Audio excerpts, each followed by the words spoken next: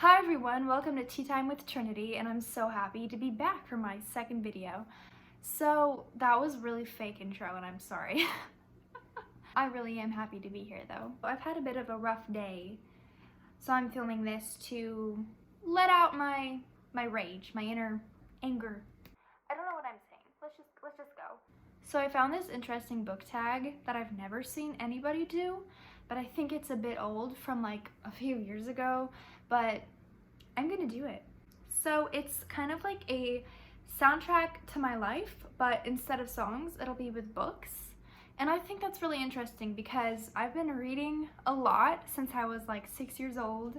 And it's interesting to see and think of like the books that shaped me throughout my life and what kind of like how my reading path changed over time. So we're just gonna go through it. I have nothing planned. I looked over this tag like once and I don't know what books I have. I don't have anything planned, so it's very much on the fly. Let's jump into it. Also, I hope you like my excessive jewelry that I've chosen. It doesn't match at all, but it's fine. I like it. The first one we have, the book soundtrack of my life, is gonna be favorite childhood book. So this one is pretty easy for me. I immediately have to say Junie B. Jones and the Stupid Smelly Bus. And the reason being is that I just very clearly remember loving the Junie B. Jones books. I don't remember who they're by. Either, yeah, Junie B. Jones, any Beverly Cleary book, Ramona and Beezus, like that type of vibes is what I was into as like a first grader. And fun fact, Junie B. Jones and the Stupid Smelly Bus was actually my show and tell in the first grade. So it was my turn for show and tell, and I shared that book. So, and also my little sisters now are also, they love the Junie B. Jones books. I don't know why my brain is so scattered right now. It's a reflection of how my day's gone. And also, I just remember wanting to be Junie B. Jones because she just seemed so like sassy. She knew what she wanted as like a kindergartner, and I wanted to be her. And honestly, still kind of do. The next one, a book that got you out of a reading slump. Now this one is perfect for me because I read very heavily as a child. I read all of the Harry Potter books by the time I was like 8. So I read a lot as a child, and then for some reason, like in recent years, I just stopped reading. I think it was like last years of high school, and when I got to college, I just kind of like stopped reading. I never read anything, and I didn't know any kind of like, I just wasn't into it. I think I was more into like watching film and TV. But then I think like last year, I randomly was looking at my bookshelf in my apartment, and I was like, you know what? I never finished that book, and the book was Free Food for Millionaires by Min Jin Lee. So I just picked it up and read it, and it's a really big book. And I finished it like in a week or so, and I think like finishing that really big book and loving the story made me like want to read more. So I think like the next day or something, I went to the bookstore and bought the entire Serpent and Dove trilogy, which reading that series and like finally getting back into fantasy books, which is my favorite genre, reading those books made me like want to keep reading and like see what else was out there that I missed over the years. And ever since then, I've literally just been nonstop reading. So really thankful for that series and the book by Min Jin Lee.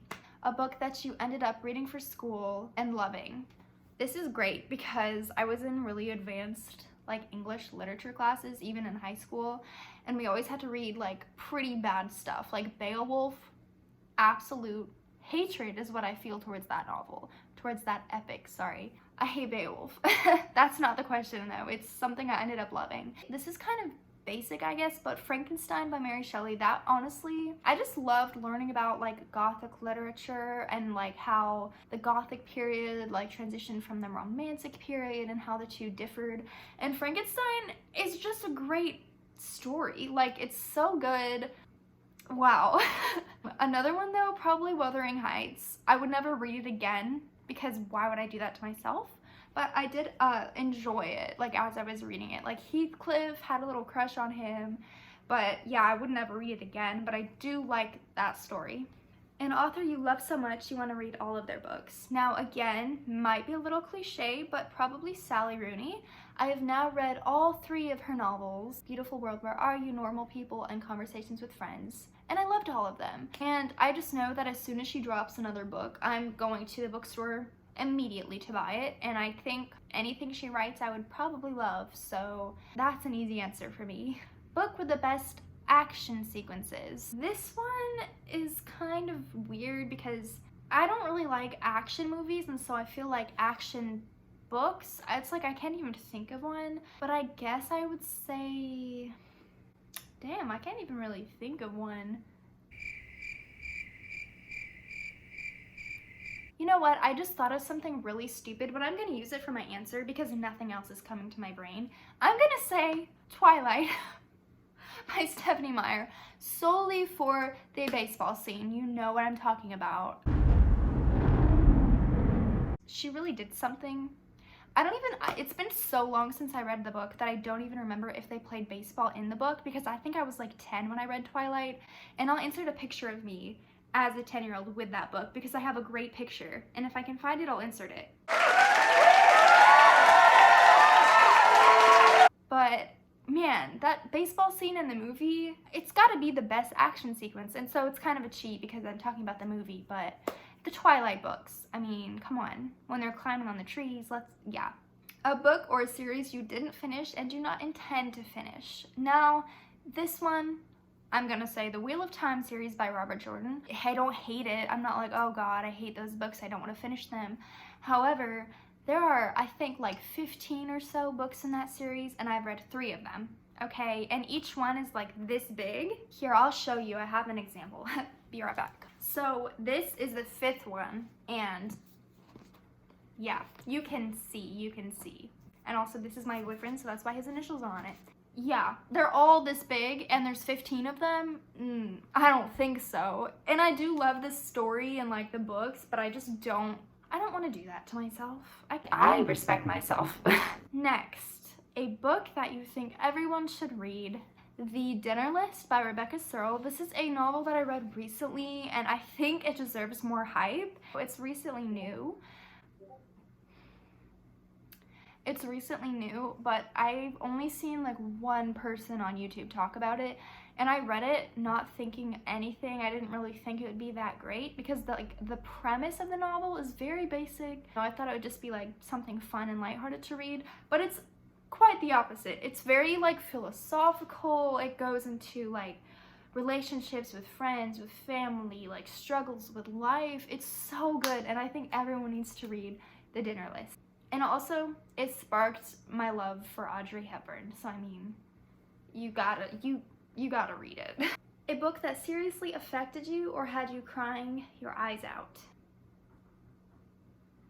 The first thing that I can think of immediately is Normal People by Sally Rooney. That book, you've probably read it. It's quite popular. It's so sad that I can't even bring myself to watch the TV show. There's like a Hulu adaptation of the book. I watched like the first episode. It's so like sad and like heart-wrenching that I can't even watch the show. And I did finish the book, so I know how the story goes. But I just remember reading it and just like being devastated in humanity. It made me very sad. I don't remember if I cried specifically. I usually cry when like movies, not really reading. Your favorite series that is more than 3 books? Well, I have to say probably the Throne of Glass series by Sarah J Maas, which I'm currently reading, so I haven't finished it yet. I'm on the 4th book. I said that in my last video, but I am almost done with the 4th book, so I have made progress, okay? But yeah, the Throne of Glass series just like holds a special place in my heart. Also, obviously Harry Potter, but I feel like that's not even an answer because it's like, that's everyone's answer. Harry Potter, like I said, read them when I was 8, so it's kind of like stuck with me. I also have a little lightning bolt tattoo kind of in honor of Harry, but I like it because it's so like subtle that it's not obviously a Harry Potter tattoo, but if people ask, I can be like, yeah, I have this lightning bolt for Harry, but then also people who aren't Harry Potter fans, I can just be like, yeah, I have this lightning bolt tattoo. It works both ways. Your favorite book from 5 years ago. Now, I actually researched this one to see what came out 5 years ago, and it just so happens that one of my actual favorite books came out 5 years ago in 2017, and that book is Pachinko by Min-Jin Lee, who I have mentioned earlier in the video. She also wrote Free Food for Millionaires, but Pachinko came out 5 years ago. Has stuck with me ever since I read it. It's such a wonderful book. Let me look it up so I can kind of give you the gist of what it's about, because I don't want to like say things and not sound like I know what I'm talking about. Pachinko. In the early 1900s, teenage Sunja, the adored daughter of a crippled fisherman, falls for a wealthy stranger at the seashore near her home in Korea. He promises her the world, but when she discovers she is pregnant and that her lover is married, she refuses to be bought. Instead, she accepts an offer of marriage from a gentle, sickly minister passing through on his way to Japan. She decides to abandon her home. She rejects her son's powerful father. It's a whole drama, and it spans generations of her family. So like it starts with her and it ends with like her great-granddaughter, and it's amazing, and I highly recommend reading that book. I honestly want to read it again because it's been so long since I read it. A book that you can't stop rereading. Now, I don't really reread books, so I can't answer this question. However, I did just mention wanting to reread Pachinko.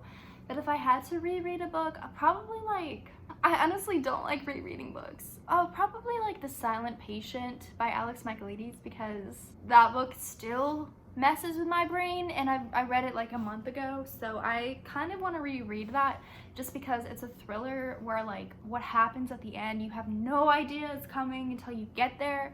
So I kind of want to reread it to like pick up the clues this time because I know what the ending is. So yeah, that'd probably be it. Your moment of triumph and the longest book you've ever read. Probably The Starless Sea by Erin Morgenstern. That book was, I don't know how many pages it is, but it was very large.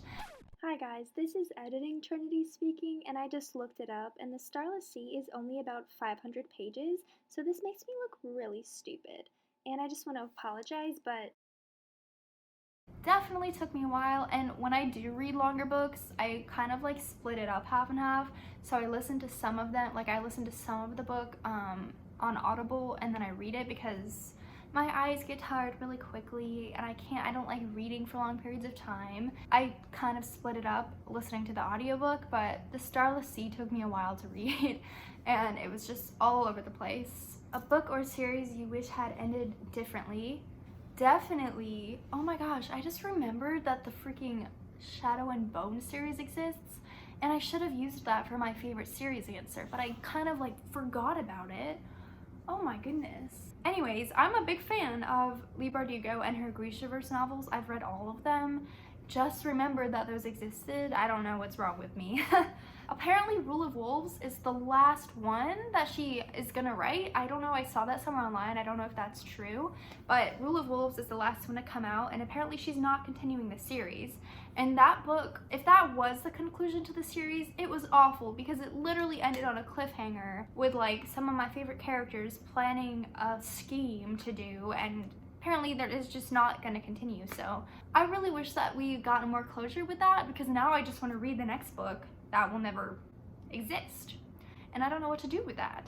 And the last one is the book with the best epilogue. Ooh, I can't think of any books right now. I'm like, have I ever read a single book in my life? Because I can't think of any. Nothing is coming to my mind right now. Oh, by the way, look at my cool jeans. They have hearts on them. I just thought I'd show you that. So I thought about it for some time, and I think Alone with You in the Ether, is that how you say that word?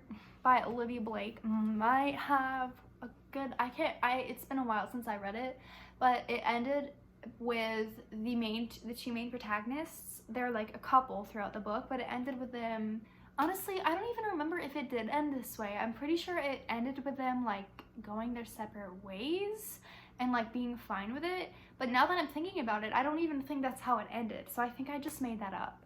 But anyways, here's a plug for that book, Alone with You in the Ether. Really weird book, really good book though. Thanks for watching my soundtrack to my life book tag. I thought I would be able to think of more books. I think I did pretty good though, considering I didn't plan anything. And I look forward to making my next video, which will probably be kind of like a Halloween-y video. I really would like to make a spooky video. So yeah, look forward to that, and I'll see you next time.